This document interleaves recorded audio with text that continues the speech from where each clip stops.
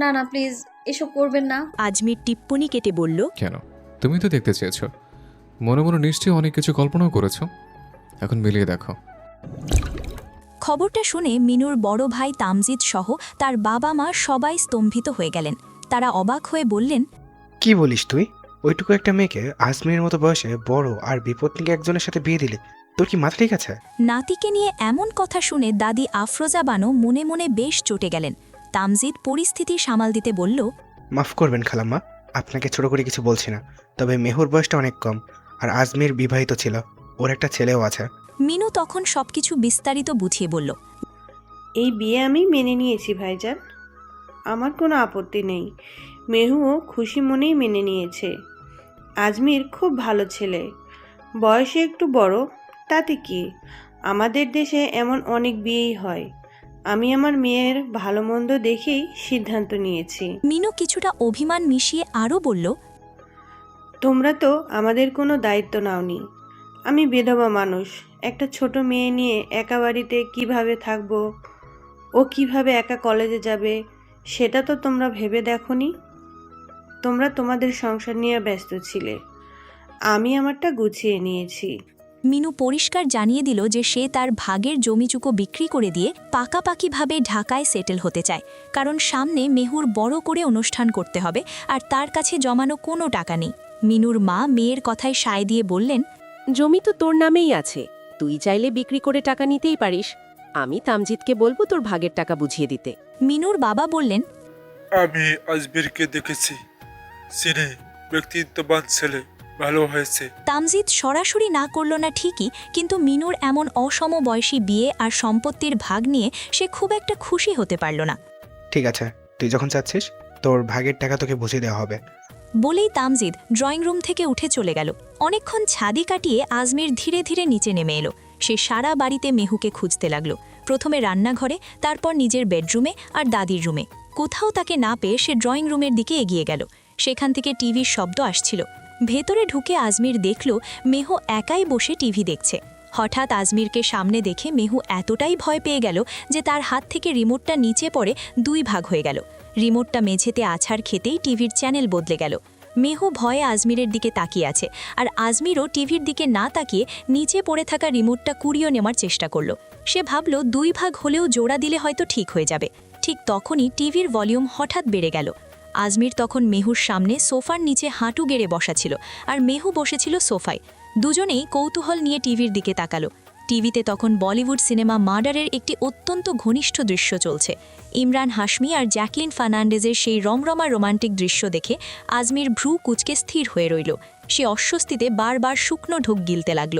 অন্যদিকে মেহুর অবস্থা আরও খারাপ। লজ্জায় আর ভয়ে তার হাত পা কাঁপতে শুরু করেছে।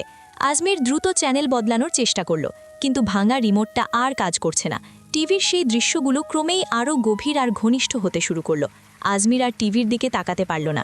সে সরাসরি তাকালো মেহুর দিকে। দেখল মেহুর ঠোঁট কাঁপছে আর চোখ দুটো ছলছল করছে, মনে হচ্ছে এক্ষুনি কেঁদে দেবে।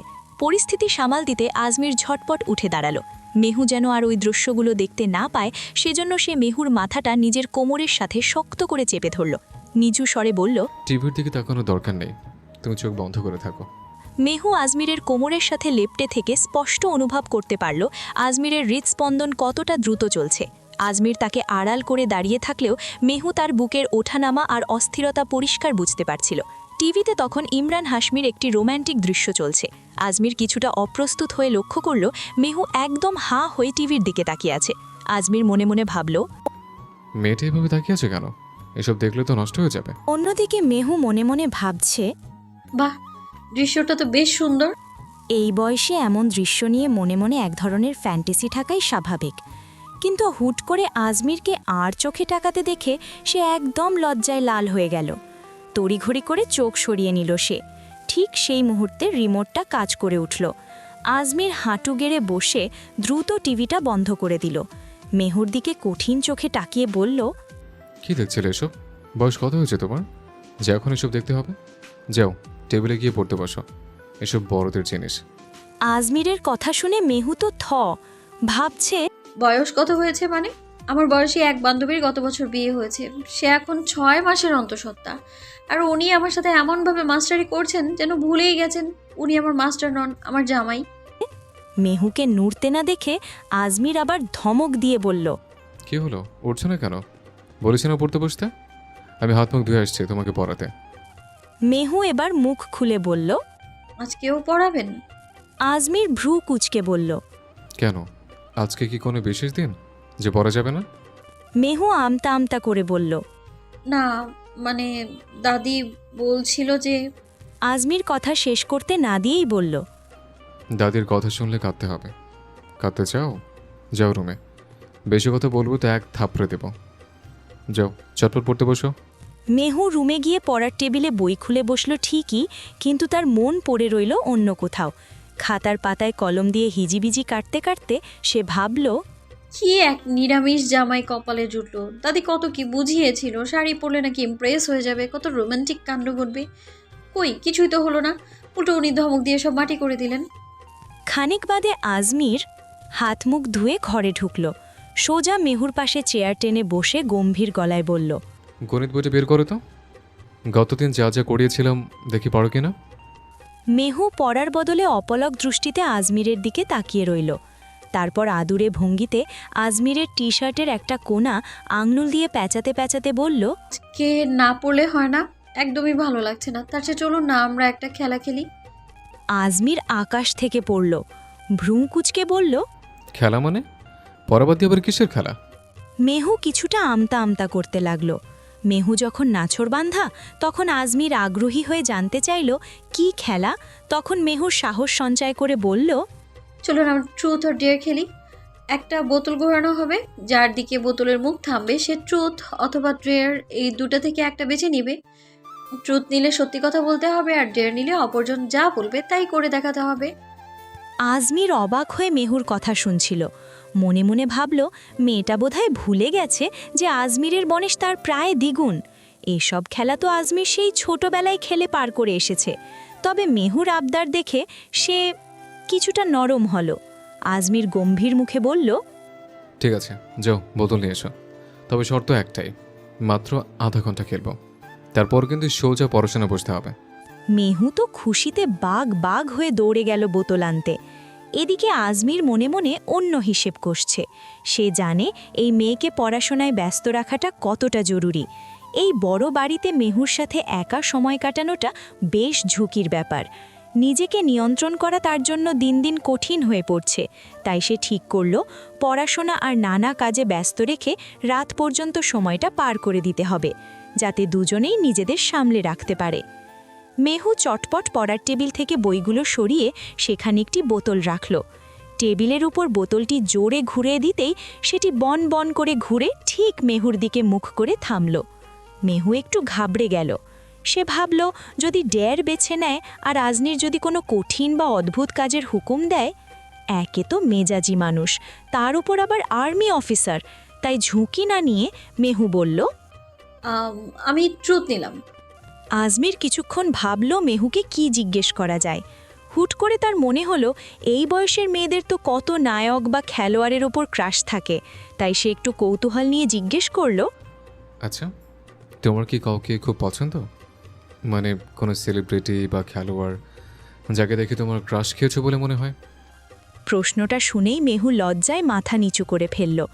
তার তো সত্যিই একজন ক্রাশ আছে, কিন্তু সেই মানুষটির নাম সে মুখে আনে কি করে? সেই মানুষটি তো আর কেউ নয়, স্বয়ং তার সামনেই বসে আছে। যেদিন মেহু প্রথম এই বাড়িতে পা রেখেছিল আর আজমির দরজা খুলে দিয়েছিল, সেই মুহূর্তেই তো সে আজমিরের উপর ক্রাশ খেয়েছিল। আর সেই ভালো লাগারই চূড়ান্ত পরিণতি এই বিয়ে। মেহু লজ্জা লুকানোর চেষ্টা করে আমতা আমতা করে মাথা নেড়ে হ্যাঁ হ্যাঁ সূচক ইশারা করল। আজমির তো অবাক, মেহুর সত্যি কাউকে পছন্দ। কার ওপর ওর ক্রাশ থাকতে পারে এই ভেবে আজমিরের মনের ভেতর এক অজানা অস্থিরতা শুরু হলো। আজমির নিজের মনের অস্থিরতা চেপে রাখার চেষ্টা করল। সে ভাবল, তাদের বিয়ে তো হয়েছে মাত্র কয়েকদিন, এর আগে মেহুর জীবনে অন্য কেউ আসতেই পারে। কৌতূহল সামলাতে না পেরে সে সরাসরি জিজ্ঞেস করল, কাকে পছন্দ তোমার? নামটা বলো। আজমিরের প্রশ্নের সাথে সাথে মেহু চোখ তুলে আজমিরের দিকে তাকালো। মেহুর চোখের পাতা কাঁপছে, পাতলা ঠোঁট দুটো থরথর করে নড়ছে।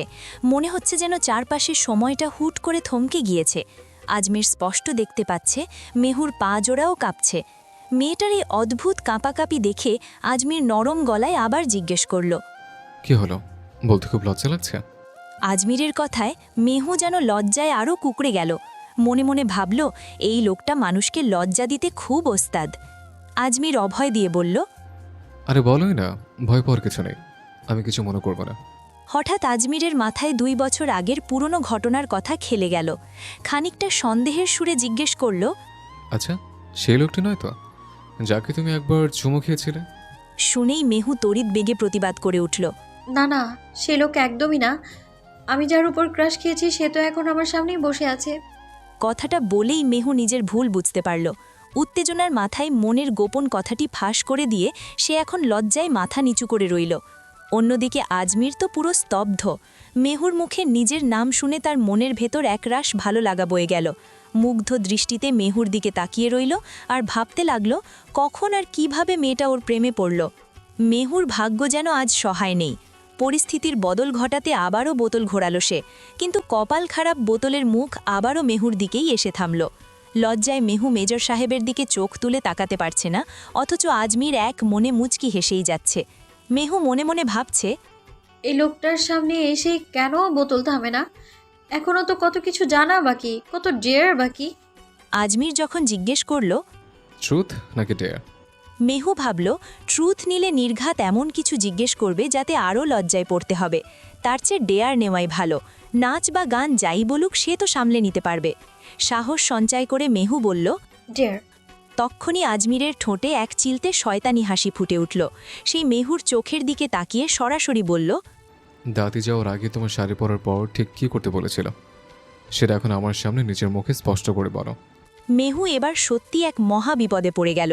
সে ভাবল ট্রুথ নিলেও ভয়ঙ্কর সব সত্যি জানতে চায়, আবার ডেয়ার নিলেও ঘুরিয়ে পেঁচিয়ে সেই একই লজ্জাজনক কথা টেনে আনে। এখন সে কি করবে? দাদি যাওয়ার সময় যে কথাটা বলে গিয়েছেন সেটা তো যেমন তেমন কোনো কথা নয়, একেবারে এক চরম লজ্জার ব্যাপার। মেজর সাহেবের তীক্ষ্ণ দৃষ্টির দিকে তাকিয়ে এমন নির্লজ্জ মার্কা কথা মুখ ফুটে বলা কি আসলেও সম্ভব? মেহুর মনে হচ্ছে মাটির সাথে মিশে গেলেই বোধহয় এখন বেশি ভালো হতো। তার ভেতরে যেন ঝড় বইছে। একদিকে আজমিরের সেই শয়তানি হাসি আর অন্যদিকে দাদি দিয়ে যাওয়া সেই অদ্ভুত কথা। মেহু চরম বিপাকে পড়ে আমতা আমতা করতে শুরু করল। অন্যদিকে আজমির গালে হাত দিয়ে বেশ আয়েশ করে বসে বলল, হ্যাঁ শুনছি তো, বলো। মেহু তোতলাতে তোতলাতে বলল, দাদি বলেছে আপনি মানে দাদি বলেছে। মেহুর মুখ দিয়ে আর কথা বেরোচ্ছে না। এমন একটা লজ্জাজনক কথা এই লোকটার সামনে দাঁড়িয়ে কিভাবে বলবে সে? মেহুকে থামতে দেখে আজমির টিপ্পনি কেটে বলল, বলো, নাহলে কিন্তু হার মেনে নিতে হবে। আর হারলে যে কঠিন শাস্তি পেতে হয় সেটা নিশ্চয়ই জানো। মেহু মনে মনে প্রমাদ গুনল। এই লোক তো আর্মির মানুষ, নির্ঘাত কোনো কঠিন আর্মি ট্রেনিং মার্কা শাস্তি দিয়ে বসবে না। না, সেই শাস্তি নেওয়ার চেয়ে বলে দেওয়াই ভালো। তাই কোনো মতে দু চোখ শক্ত করে বন্ধ করে এক নিঃশ্বাসে বলে ফেলল, দাদি বলেছিল শাড়ি পরে আপনার সামনে এসে ইচ্ছে করে বারবার হাতে আর শরীরের সাথে ছোঁয়া লাগাতে, আপনার খুব কাছাকাছি গিয়ে বসতে আর আপনাকে দেখাতে। আজমির ভ্রু কুচকে মুচকি হেসে পাল্টা প্রশ্ন করল। কে দেখাতে? মেহু এবার একেবারে দিশেহারা হয়ে বলল, মানে আপনার সামনে লজ্জা পেতে, ব্যাস আর বলতে পারবো না। যা জানার জেনে নিয়েছেন, তো এবার আমায় রেহাই দিন। আজমির ভাবল মেহুর জন্য আজকের মতো এইটুকুই যথেষ্ট। বেচারি এমনিতেই লজ্জায় শেষ হয়ে যাচ্ছে, তাই আর কথা না বাড়িয়ে আবার বোতল ঘুরিয়ে দিল। মেহু তখন মনে মনে ফুঁসছে আর ছক কষছে। একবার শুধু বোতলের মুখটা ওই মেজর সাহেবের দিকে ঘুরুক, এমন এক ডেয়ার দেব না, লজ্জায় একেবারে কুকড়ে যাবেন। তখন আসবে আমার আসল শাস্তির পালা। মেহুর মনের ইচ্ছে যেন এবার সৃষ্টিকর্তা শুনে নিলেন। বোতল ঘুরে ঠিক আজমিরের দিকে এসে থামল। মেহু বিজয়ী হাসি হেসে জিজ্ঞেস করল, ট্রুথ নাকি ডেয়ার? আজমির আত্মবিশ্বাসের সাথে বলল, ডেয়ার, কারণ এমন কোনো সত্যি নেই যা তুমি জানো না। মেহুর ভেতরে তখন শয়তানি বুদ্ধির মেলা বসেছে। সে ভাবল আজমিরকে স্ট্রিপ পোশাক খোলার চ্যালেঞ্জ ডেয়ার দিলে সে নিশ্চিত লজ্জায় পিছিয়ে আসবে আর শাস্তি মাথা পেতে নেবে। আর তখনই মেহু তাকে এই রাতে ঠান্ডায় ঠান্ডা পানি দিয়ে গোসল করার হুকুম দেবে। আজমির মেহুর চোখের চাউনি দেখেই বুঝল মেয়েটা মনে মনে বড় কোনো ফন্দি আটছে, কিন্তু সে হয়তো ভুলে গেছে যে আজমির একজন আর্মি মেজর। তার ডিকশনারিতে অসম্ভব বলে কিছু নেই। মেহু কালক্ষেপণ না করে বলে উঠল, ঠিক আছে, আপনি যখন ডেয়ার বেছে নিয়েছেন তাহলে আপনার টাস্ক হলো স্ট্রিপ মেহু ভেবেছিল এই কথা শুনে আজমির ভড়কে যাবে এবং বলবে, আমাকে অন্য কোনো শাস্তি দাও। আর তখনই মেহু তার আসল চালটা চালবে, হয় 10 মিনিট ঠান্ডা পানির নিচে দাঁড়িয়ে গোসল, আর না হয় মেহুকে পিঠে নিয়ে 50 বার পুশ আপ। কারণ মেহু নিজে ঠান্ডা পানি একদম সহ্য করতে পারে না, তাই তার ধারণা এটাই হবে দুনিয়ার কঠিনতম শাস্তি। মেহুর সব পরিকল্পনা যেন তাসের ঘরের মতো ভেঙে পড়ল। 2 মিনিট পার হয়ে গেলেও আজমির মোটেও ঘাবড়ালো না, বরং শান্তভাবে মেহুর চোখের দিকে তাকিয়ে জিজ্ঞেস করল। Are you sure? মেহু দমে না গিয়ে জোর গলায় বলল, হ্যাঁ, একদম শিওর। কিন্তু এর পরের মুহূর্তেই মেহুর চক্ষু চড়ক গাছ। আজমির মেহুকে অবাক করে দিয়ে ধীর স্থিরভাবে দাঁড়িয়ে গেল এবং নিমিষেই নিজের টি শার্টটি খুলে ফেলল। মেহু বড় বড় চোখ করে তাকিয়ে রইল। আজমিরের সুঠাম দেহের প্রতিটি ভাঁজ যেন তার দৃষ্টি ছুঁয়ে যাচ্ছে। আজমির দুষ্টুমি ভরা হাসি হেসে যখন প্যান্টের বেল্টে হাত দিল, তখনই মেহুর সম্বিত ফিরল। সে আতকে উঠে বলল। এ কি করছেন আপনি? আজমির নির্বিকার ভঙ্গিতে বলল। আমি কোনো কাজই অর্ধেক রাখি না, তাই পুরো ডেটটাই শেষ করছি। মেহু তড়িঘড়ি করে আজমিরের হাত চেপে ধরল। তার হাত তখন থরথর করে কাঁপছে। মেহু আর্তনাদ করে বলল, না না, প্লিজ এসব করবেন না। আজমির টিপ্পনি কেটে বলল, কেন? তুমি তো দেখতে চেয়েছ, মনে মনে নিশ্চয়ই অনেক কিছু কল্পনাও করেছো। এখন মিলিয়ে দেখো তোমার কল্পনার সাথে মিলছে কিনা। এই বলে আজমির যখন আবারও প্যান্টের জিপারে হাত বাড়ালো, মেহু 2 চোখ শক্ত করে বন্ধ করে চিৎকার দিয়ে উঠল। না প্লিজ, আর না, ভুল হয়ে গেছে, আমার মাপ চাই। আর কোনোদিনও আপনাকে এমন ডেয়ার দিব না আমি, সত্যি।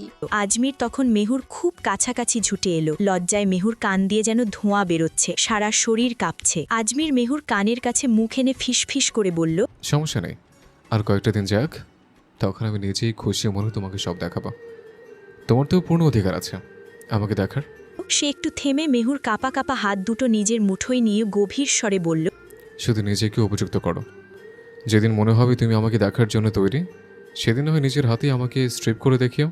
আজমিরের কথাগুলো শুনে মেহুর অবস্থা এমন হলো যেন মনে হলো পায়ের নিচ থেকে মাটি সরে যাচ্ছে। তার মাথা যেন ভন ভন করে ঘুরতে শুরু করলো। ছি, এই লোকটা এসব কি বলল মাত্র। লজ্জায় মেহুর ইচ্ছে করছিল এই মুহূর্তে যদি মাটি দুভাগ হয়ে যেত, তবে সে সেখানেই নিজেকে লুকিয়ে ফেলত। লজ্জায় মাথা আর তুলে রাখার মতো অবস্থা নেই তার। সেখানে আর এক মুহূর্ত দাঁড়িয়ে থাকা মেহুর পক্ষে সম্ভব ছিল না। আজমিরের হাত থেকে নিজের হাতটা এক ঝটকায় ছাড়িয়ে নিয়ে সে ঝড়ের বেগে ঘর থেকে দৌড়ে পালালো। আর এদিকে মেহুর এই অবস্থা দেখে আজমির নিজের চেয়ারে আরাম করে বসে বিজয়ীর হাসি হাসতে লাগল। মেহু রুমের বাইরে আসতেই বাড়ির টিএনটি ফোনে কল বেজে উঠল। সে দ্রুত গিয়ে ফোন ধরল। ওপাশ থেকে হ্যালো বলে উঠলেন আফরোজা বানু। মেহু উৎসুক হয়ে জিজ্ঞেস করল, দাদি কেমন আছো? তোমরা কি সবাই ঠিকঠাক পৌঁছেছো? টিঙ্কু কি করছে আর আম্মু কোথায়? আফরোজা বানু হেসে বললেন, আরে থাম থাম, এত প্রশ্ন উত্তর একসাথে কিভাবে দিই? টিঙ্কু এখন ঘুমোচ্ছে, আর তোর আম্মুও ভালো আছে। আমরা সবাই সহি সালামতে পৌঁছেছি, তাই টেনশন করিস না। আমি আসলে ফোন করেছি জানতে তোকে যে কাজটা করতে বলেছিলাম সেটা কি করেছিস? মেহু আমতা আমতা করতে লাগলো। বলল, করেছিলাম তো। দাদি উৎসুক হয়ে বললেন, হ্যাঁ, তারপর কি হলো? মেহু কি বলবে ভেবে পাচ্ছিল না। সে নিচু স্বরে বলল, উনি ধমক দিয়ে আমাকে শাড়ি খুলতে বললেন, তাই আমি খুলে ফেলেছি। শুনে দাদি ভীষণ হতাশ হলেন। তিনি বিরক্ত হয়ে বললেন, এই গোলামরে নিয়েও আমি আর পারি না। বউ এত সুন্দর করে শাড়ি পরেছে, কোথায় একটু প্রশংসা করবে তা না, উল্টো ধমক দিয়ে শাড়ি খুলিয়ে দিল। এমন করলে বউ থাকবো? দাদি আবার জিজ্ঞেস করলেন, আচ্ছা, তোকে যে আরও কত কিছু শিখিয়ে দিয়েছিলাম সেগুলো করতে পেরেছিস? মেহু মাথা নেড়ে বলল, না না, পারিনি। আমার খুব লজ্জা আর ভয় করছিল। আর উনি তো বললেন আপনার কথা শুনতে মানা। বললেন যে আপনি নাকি পাগল হয়ে গেছেন, আপনার মাথায় নাকি সমস্যা আছে। দাদি শুনে তো একেবারে আকাশ থেকে পড়লেন। তিনি রেগে গিয়ে বললেন, কি? আমি নাকি পাগল হয়ে গেছি? আমার মাথায় নাকি সমস্যা আছে? আচ্ছা দাঁড়া, ওই গোলামরে আইসালই এবার বাড়িতে, তারপর ওরে হাড়ে হাড়ে টের পাওয়াই দিমু আমি কি জিনিস। এখন তোকে যা বলছি মন দিয়া শোন, তুই ওই গাধাটার কথা একদম শুনবি না। তিনি মেহুকে শাসিয়ে আরও বললেন, আমার কথা না শুনলে কিন্তু তোর স্বামী তোকে পাত্তাই দেবে না, সারা জীবন দূরে দূরেই থাকবে। তোর উপর ওর কোনো মায়া দয়াও জন্মাবে না। তুই কি চাস ও তোকে ভুলে যাক? একটু তো মাথায় ফেলতে হবে ওকে, নাকি? মেহু মনে মনে ভাবল দাদির কথা মতো মায়ার জালে তো ফেলতে চায়, কিন্তু দাদি যেসব বুদ্ধি দেন সেসব করলে মেজর সাহেব তো মেহুকে আস্ত আছাড় দেবে। মেহু ভয়ে ভয়ে বলল, দাদি, আমার না খুব ভয় লাগে, উনি না অনেক পাজি। দাদি ধমক দিয়ে বললেন, একদম চুপ। এবার আর ও কিচ্ছু টের পাবেই না। তুই কিচ্ছু বলবি না, শুধু আমি যা যা বলি সেগুলো ঠিকঠাক মতো করবি, বুঝেছিস? কথা শেষ করে ফোন রেখে দিয়ে মেহু দাদির কথা মতো গুটি গুটি পায়ে রুমে ঢুকল। ভয়ে আর দ্বিধায় এদিক ওদিক তাকিয়ে সে সোজা ওয়াশরুমে চলে গেল। আজমির মনে মনে ভাবল, কি ব্যাপার, এই মেয়েটা হুট করে ঘরে ঢুকলো, আবার সূর্য ওয়াশরুমে চলে গেলো কেন? মিনিট দুয়েক পরই ওয়াশরুম থেকে মেহুর চিৎকার শোনা গেল। আজমির দৌড়ে দরজার কাছে গিয়ে দেখল দরজা ভেতর থেকে লাগানো নেই, খোলাই পড়ে আছে। মেহু ভেতরে কি করছিল সেটা ভাবার সময় পেল না আজমির। সে দ্রুত ভেতরে ঢুকে দেখল মেহু মেঝেতে পড়ে আছে। আজমির ব্যস্ত হয়ে জিজ্ঞেস করল, কি হয়েছে, পড়ে গেলে কিভাবে? ওয়াশরুমের শাওয়ারটা হালকা ছাড়া ছিল, তাই মেহু বেশ ভিজে গেছে। এই শীতের মধ্যে ওকে ভিজতে দেখে আজমির চট করে শাওয়ারটা বন্ধ করে দিল। তারপর ভেজা অবস্থাতেই মেহুকে কোলে তুলে নিয়ে চিন্তিত স্বরে বলল, খুব কি ব্যথা পেয়েছ? কোমরে লেগেছে? আমাকে বলো কোথায় লেগেছে। বলতে বলতেই আজমির মেহুকে কোলে নিয়ে ভেজা কাপড়ে রুমের দিকে নিয়ে এলো। ভয়ে আর উত্তেজনায় মেহু শীতে থরথর করে কাঁপছে। দাদির বুদ্ধিতে কাজটা তো করে ফেলেছে, কিন্তু এখন মেজর সাহেব কি করবেন সেটা ভেবেই তার জান শেষ। আজমির দ্রুত গিয়ে একটি তোয়ালে আর শুকনো কাপড় মেহুর হাতে দিয়ে বলল, আগে শরীর মুছে কাপড় বদলে নাও, আমি মলম দিয়ে আসছি। এই রুমেই মলম ছিল, কিন্তু মেহুকে কাপড় বদলানোর সুযোগ দিতেই আজমির কৌশলে দাদির রুম থেকে মলম আনার নাম করে বাইরে গেল। 5 মিনিটের মধ্যে মেহু শরীর মুছে কাপড় বদলে বিছানায় শুয়ে পড়ল। আসলে তার তো কিছুই হয়নি, সবটাই ছিল দাদির শেখানো নাটক। আজমির রুমে ফিরে দেখল মেহুর কাপড় বদলানো শেষ। সে দ্রুত কাছে এসে বলল, কোথায় ব্যথা পেয়েছো বলো, আমি মালিশ করে দিচ্ছি, নাহলে কোমরের ব্যথা পরে খুব ভোগাবে। মেহু তো অবাক। সে ফ্যালফ্যাল করে আজমিরের দিকে তাকিয়ে রইল। মনে মনে ভাবল, মালিশ করে দেবে মানে? এই লোক এখন তার পিঠে কোমরে হাত দেবে? দাদির বুদ্ধিতে ফেসে গিয়ে মেহু এখন মহা বিপদে। সে ভেবেছিল আজমির শুধু কোলে করে রুমে আনবে আর 2-1টা মিষ্টি কথা বলবে, কিন্তু পরিস্থিতি তো অন্যদিকে যাচ্ছে। মেহু কাপা কাপা গলায় বলল, আসলে কোমর আর পিঠে একটু লেগেছে, আপনার করতে হবে না, আমি নিজেই মালিশ করে নিচ্ছি। শুনে আজমির ধমক দিয়ে বলল, এক থাপ্পড় দিয়ে দাঁত ফেলে দেব। এত রাতে ওয়াশরুমে গিয়ে অত ঢং করার কি দরকার ছিল? আমাকে কতটা জ্বালাবে তুমি? আর পড়লে বা কীভাবে? জলদি উল্টো হয়ে যাও, আমি দেখছি। আজমির আরও যোগ করল, তাড়াতাড়ি মালিশ না করলে ব্যথা জমে যাবে, তখন নড়াচড়া করতে পারবে না। মেহু তো মহা জ্বালাতন আর লজ্জায় পড়ে গেল। কোনো উপায় না দেখে সে আমতা আমতা করে উপুর হয়ে শুল, কিন্তু আবার বাধা দিয়ে বলল, আপনার করতে হবে না, আমি পারবো তো। আজমির কড়া স্বরে বলল, তুমি পেছনে হাত দিয়ে কীভাবে করবে? পারবে না, চুপচাপ শুয়ে থাকো, কিচ্ছু হবে না। বলেই আজমির কিছুটা দ্বিধা নিয়ে মেহুর কামিজটা কোমরের দিক থেকে আলতো করে ওপরে তুলল। ধবধবে ফর্সা আর মেধহীন কোমরটি আজমিরের চোখের সামনে উন্মুক্ত হলো। আজমির কিছুক্ষণের জন্য স্তব্ধ হয়ে সেই সুগঠিত কোমরের দিকে তাকিয়ে রইল। অগত্যা আর কিছু না ভেবে আজমির আঙুলের ডগায় সামান্য মলম লাগিয়ে মেহুর উন্মুক্ত কোমরে আলতো করে ছোঁয়াতেই মেহু ব্যথায় বা আবেশে ছোটখাটো একটা চিৎকার করে উঠল। আজমির শুনল মেহুর মধুর চিৎকার। আজমির স্পষ্ট অনুভব করতে পারল মেহুর পুরো শরীর থরথর করে কাঁপছে, কিন্তু নিজের শক্ত পুরুষালী হাত দিয়ে সে অত্যন্ত ধৈর্য ধরে মেহুর কোমরে মালিশ করতে লাগল। মালিশের ছলে সে ধীরে ধীরে কোমরের আরও কিছু অংশ উন্মুক্ত করে নিল। সামান্য একটু জায়গা দিয়ে শুরু করলেও এখন মেহুর পুরো কোমর জুড়েই আজমিরের হাতের অবাধ বিচরণ চলছে। আজমিরের কপাল বেয়ে টপ টপ করে ঘাম ঝরছে। সে এক হাতে ঘাম মুছছে আর অন্য হাতে পরম মমতায় মালিশ করে চলেছে। ওদিকে মেহুর তো নাজেহাল অবস্থা। দাদির বুদ্ধিতে কাজ করতে গিয়ে এখন তার প্রাণ যায় যায়। সে কি আর জানত মেজর সাহেবের এই সামান্য স্পর্শেই তার এমন দশা হবে? মেহুর মনে হচ্ছে সারা শরীর দিয়ে যেন এক শীতল স্রোত বয়ে যাচ্ছে, শির দ্বারা শিরশির করে উঠছে আজমিরের ছোঁয়ায়। আজমিরও যেন ঘোরের মধ্যে ডুবে আছে। একদিকে তার শক্ত হাতের স্পর্শে মেহুর কম্পন, আর অন্যদিকে মেহুর সেই ফর্সা মেধহীন কোমরের টান টান রূপ। কিছুক্ষণ মালিশ করার পর আজমির দেখলেও মেহু থরথর করে কাঁপছে। আজমির হাত সরিয়ে নিয়ে জিজ্ঞেস করল, আর কোথাও কি ব্যথা আছে? মালিশ করে দেব? মেহু তড়িঘড়ি করে বলল, না না, আর কোথাও ব্যথা নেই, করতে হবে না। আজমির লক্ষ্য করল মেহু কাঁপছে। সে অবাক হয়ে বলল, কাঁপছে কেন? ভয় পাচ্ছ? আমি তো তোমাকে কিছুই করিনি। মেহু আমতা আমতা করে বলল। না না, কিছু হয়নি।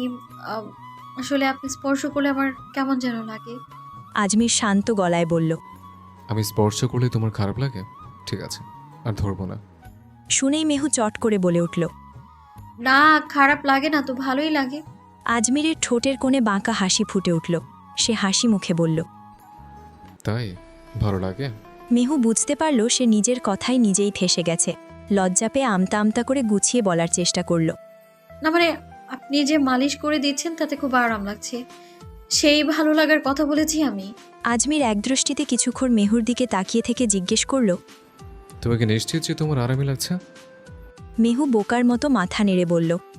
হ্যাঁ, খুব আরাম লাগছে। কথাটি শোনা মাত্র আজমির এক টানে মেহুকে নিজের বুকের কাছে নিয়ে এলো। তারপর তার কোমরের ব্যথার জায়গায় হাত দিয়ে শক্ত করে নিজের সঙ্গে চেপে ধরল।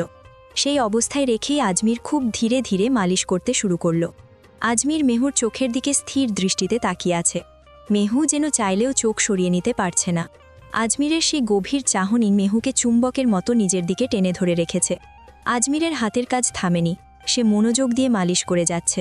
তবে এখন শুধু পার্থক্য একটাই, দুজনের মধ্যে দূরত্ব বলতে আর কিছুই নেই। মেহু আর আজমির একে অপরের এতটাই কাছে যে তারা একে অপরের নিঃশ্বাস পর্যন্ত স্পষ্ট অনুভব করতে পারছে। দুজনের মাঝের গভীর নীরবতা ভেঙে হঠাৎ ফোনের রিংটোন বেজে উঠল। চমকে গিয়ে আজমির মেহুকে ছেড়ে দিল। মেহুও থতমত খেয়ে দ্রুত সরে দাঁড়াল। আজমির ফোন হাতে নিয়ে দেখল টিঙ্কু ফোন করেছে। ও কাছ থেকে টিঙ্কুর কান্নার শব্দ শোনা যাচ্ছে। সে কিছুতেই শান্ত হচ্ছে না। আজমির বিচলিত হয়ে জিজ্ঞেস করল। কি হয়েছে আমার বাবা সোনা, কাঁদছো কেন? টিঙ্কু কাঁদতে কাঁদতে বলল। পাপা, আমার এখানে একদম ভালো লাগছে না, আমাকে নিয়ে যাও। আজমির বুঝতে পারছে না কি করবে। দাদি ফোন হাতে নিয়ে বললেন। জানি না, হঠাৎ করেই খুব কান্নাকাটি শুরু করেছে। এত রাতে কুমিল্লা থেকে আমরা তো এখন ফিরতে পারবো না। এখন কি করি বলতো? আজমির বলল। টিঙ্কুকে ফোনটা দাও। টিঙ্কু ফোন নিয়ে আবার বলল। পাপা, তুমি আমাকে নিচে আছো, আমার ভালো লাগছে না, আমি তোমাকে আর আমাকে খুব মিস করছি, আমার ঘুম আসছে না। ছেলের কান্না সইতে না পেরে আজমির সান্ত্বনা দিয়ে বলল। এই তো বাবা আসছে, একদম সময় লাগবে না, বড়জোর 2-3 ঘন্টার মধ্যেই বাবা তোমার কাছে পৌঁছে যাবে। তুমি জেগে থেকো না, উঠিয়ে দেখবে বাবা তোমার সামনে। একটু ঘুমানোর চেষ্টা করো বাবু। কথা রেখে আজমির মেহুকে উদ্দেশ্য করে বলল। একটা ওড়না দিয়ে মাথাটা সুন্দর করে বেঁধে নাও, ড্রেস চেঞ্জ করার দরকার নেই। কথাটি বলেই আজমির দ্রুত টি শার্ট আর প্যান্ট পরে নিল। আজমির আবার বলল। আমি নিচে গিয়ে ব্যাগ বের করছি, তুমি আমার আর তোমার প্রয়োজনীয় কিছু কাপড় একটা ব্যাগে ভরে নাও। সাজগোজ করে সময় নষ্ট করো না, আমার ছেলেটা কাঁদছে, বুঝতে পারছো তো? মেহু তৎক্ষণাৎ সায় দিয়ে বলল। ঠিক আছে, আপনি যান, আমার মাত্র 10 মিনিট লাগবে। আজমির নিচে গিয়ে বাইক স্টার্ট দিতেই দেখল মেহু একটি ছোট ব্যাগ নিয়ে চলে এসেছে। আজমির মেইন গেট লক করল। মেহু ওড়না দিয়ে হিজাবের মতো করে মাথা ঢেকে পুরোপুরি তৈরি। আজমির নিজের হেলমেটটি পরে নিল এবং মেহুর জন্য আরেকটি হেলমেট এগিয়ে দিল। মেহু কাছে আসতেই আজমির তার হাত থেকে ব্যাগটি নিয়ে বাইকের সাথে বেঁধে রাখল। তারপর পরম মমতায় মেহুর মাথায় হেলমেটটি পরিয়ে দিয়ে খুব সুন্দর করে বেল্টটি লাগিয়ে দিল। আজমির বাইক স্টার্ট দিয়ে মেহুকে ওঠার ইশারা করল। মেহু বসতেই আজমির বলল। আমি একটু দ্রুত চালাবো, আমাকে শক্ত করে ধরে বসো। আমার ছেলেটা কান্নাকাটি করছে, আমাকে দেখার জন্য ওই প্রথম এভাবে কাঁদছে, তা আমাকে জলদি পৌঁছাতে হবে। ভয় পেও না, আমি সাবধানে চালাবো। মেহু ভরসা দিয়ে বলল। আপনি সাথে আছেন, আমার কোনো ভয় নেই। কথাটি শুনে আজমিরের মুখে তৃপ্তির হাসি ফুটে উঠল। আজমির বলল। ঠিক আছে, চলো তাহলে। মাঝপথে তারে আর কোথাও থামল না। একে তো রাত হয়েছে, তার ওপর সাথে মেহু আছে, আর ওদিকে টিঙ্কু কাঁদছে। সব মিলিয়ে আজমির যতটা সম্ভব দ্রুত বাইক চালিয়ে গন্তব্যে পৌঁছে গেল। মোবাইলে লোকেশন অন করা থাকায় ঠিকানা খুঁজে পেতে কোনো বেগ পেতে হলো না। সোজা বাড়ির দরজায় গিয়ে নক করল সে। দরজায় কড়া নাড়ার শব্দ শুনে বাড়ির সবাই সজাগ হয়ে গেল। ঘড়িতে তখন রাত প্রায় 1টা। এত রাতে কে হতে পারে ভেবে সবাই ড্রয়িং রুমে চলে এলো। মিনু বেগম সবাইকে আশ্বস্ত করে বললেন। মেহু আর জামাই এসেছে। এত রাতে তাদের দেখে সবাই অবাক হয়ে ঘড়ির দিকে তাকাতে লাগলো। সবার মনে ভয়, সব ঠিক আছে তো, কোনো বিপদ হয়নি তো? মিনু বেগম পরিস্থিতি সামাল দিয়ে বললেন। না না, সব ঠিক আছে। আসলে টিঙ্কু খুব কান্নাকাটি করছিল তো, তাই ছেলের টানে জামাই সাথে সাথেই চলে এসেছে। দরজা খুলতেই ড্রয়িং রুমে এত মানুষকে দেখে আজমির কিছুটা অপ্রস্তুত হয়ে গেল। অসময়ে সবার ঘুম নষ্ট করায় সে মনে মনে একটু লজ্জিত হলো। ভেতরে ঢুকে সে সবাইকে সালাম দিল। তার ঠিক পেছনেই মেহু দাঁড়িয়েছিল, ওড়না দিয়ে মাথা আর মুখ সুন্দর করে ঢাকা। আজমিরকে দেখা মাত্রই টিঙ্কু দৌড়ে এলো। ওকে অনেকক্ষণ ধরে ঘুম পাড়ানোর চেষ্টা করা হয়েছিল, কিন্তু টিঙ্কু এক মুহূর্তের জন্য চোখ বোজেনি। আজমির সাথে সাথে টিঙ্কুকে কোলে তুলে নিল এবং পাগলের মতো ওর গালে ও কপালে চুমু খেতে লাগল। আদুরে গলায় জিজ্ঞেস করল, কি হয়েছে আমার বাবা সোনার? কেন তো কান্নাকাটি করছিল? টিঙ্কু আবেগপ্রবণ হয়ে আজমিরকে জাপটে ধরে বলল, তোমাকে খুব মিস করছিলাম পাপা। ছেলেকে আদর করতে করতে আজমির সবার কাছে এগিয়ে এলো। সে বুঝতে পারল সামনে বসে থাকা বয়স্ক দুজন তার নানি শাশুড়ি ও নানা শ্বশুর হবেন। সে তাদের কদম বুঝি করল। মামা শ্বশুর আর মামি শাশুড়িও সেখানে উপস্থিত ছিলেন এবং এত রাতে তাদের দেখে বেশ অবাক হলেন। আজমির মৃদু হেসে বলল, আপনাদের ঘুমে ডিস্টার্ব করে ফেললাম মনে হয়। আসলে ছেলেটা আমার কান্নাকাটি করছিল যে আর থাকতে পারলাম না। মেহু দ্রুত এগিয়ে এসে টিঙ্কুকে নিজের কোলে তুলে নিল। টিঙ্কুও পরম আবেশে মেহুকে জড়িয়ে ধরল।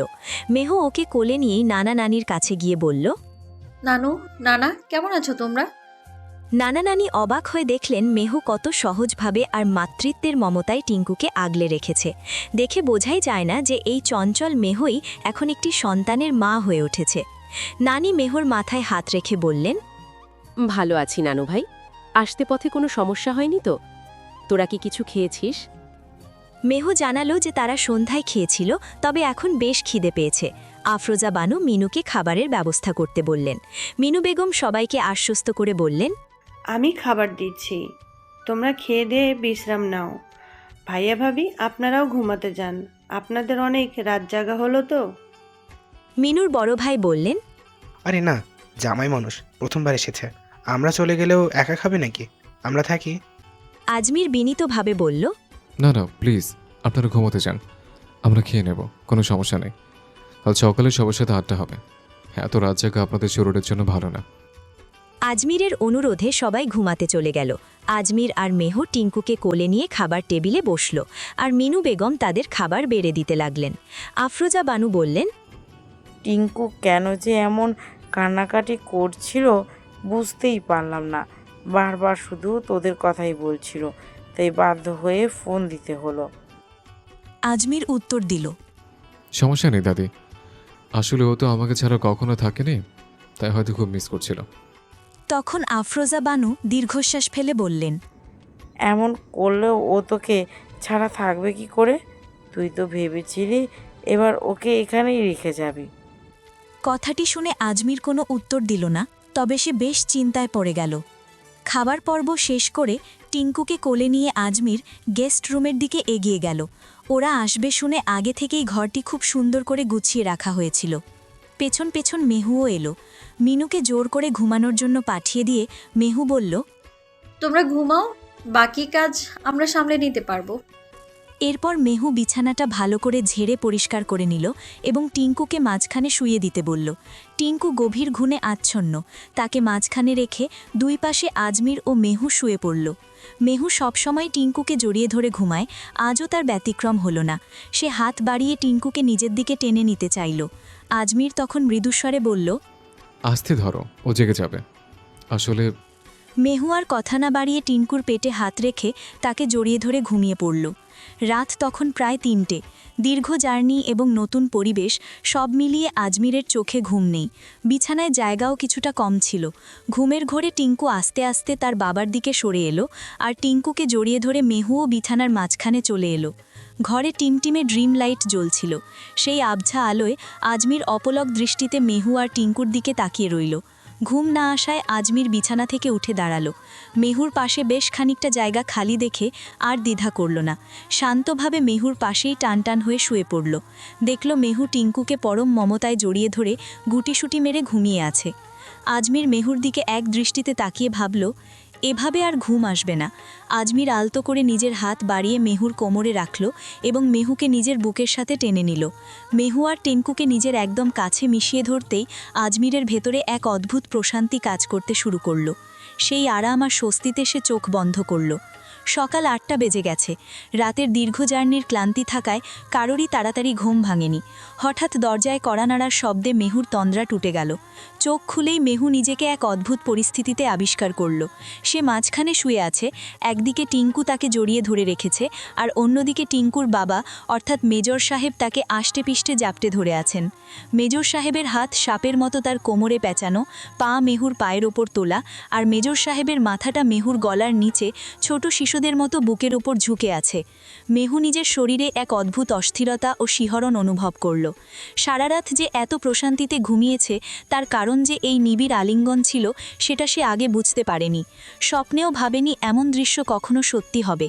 ঘোর লাগা দৃষ্টিতে আজমিরের দিকে তাকিয়ে আছে মেহু।